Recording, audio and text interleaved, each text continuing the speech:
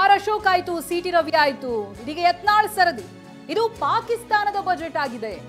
ಬಜೆಟ್ಗೆ ಶಾಸಕ ಯತ್ನಾಳ್ ಟೀಕಿಸಿದ್ದಾರೆ. ಏನಂತ, ಇದು ಪಾಕಿಸ್ತಾನದ ಬಜೆಟ್ ಆಗಿದೆ ಅಂತ. ಜಮೀರ್ ಮುಸ್ಲಿಮರ ಬಜೆಟ್ ಆಗಿದೆ. ದಲಿತರಿಗೆ, ಹಿಂದುಳಿದ ವರ್ಗಕ್ಕೆ ಯೋಜನೆ ಇಲ್ಲ. 25,000 ಮುಸ್ಲಿಂ ಹೆಣ್ಣು ಮಕ್ಕಳಿಗೆ ತರಬೇತಿ ಅಂತ ಹೇಳ್ತಿದ್ದಾರೆ. ಬಜೆಟ್ನಲ್ಲಿ ಆತ್ಮರಕ್ಷಣೆ ಮಾಡುವುದಕ್ಕೆ ತರಬೇತಿ ನೀಡ್ತಾರಂತೆ ಅಂತ ಟೀಕಿಸಿದ್ದಾರೆ.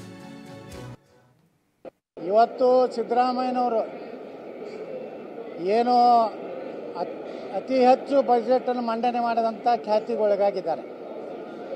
ಆದರೆ ದುರ್ದೈವನೆಂದರೆ ಈ ಬಜೆಟ್ ಕೇವಲ ಜಮೀರ್ ಅಹ್ಮದ್ ಖಾನು ಮುಸ್ಲಿಮರ ಬಜೆಟ್ ಆಗಿ ಇದೇನು ಪಾಕಿಸ್ತಾನದ ಬಜೆಟು ಅಥವಾ ಕರ್ನಾಟಕ ಬಜೆಟ್ ಅಂತೇಳಿ ಒಂದು ಕ್ವಶನ್ ಮಾರ್ಕ್ ಇದೆ.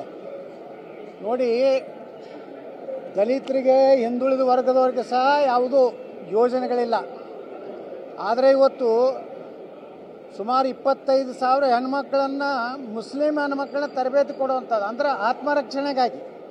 ಅಂದರೆ ಕರ್ನಾಟಕದಲ್ಲಿ ಅವ್ರನ್ನ ಆತ್ಮರಕ್ಷಣೆ ಶಿಕ್ಷಣ ಕೊಟ್ಟು ಕೋಮು ಗಲಭೆ ಎಬ್ಬಿಸುವಂಥ ಒಂದು ವ್ಯವಸ್ಥೆ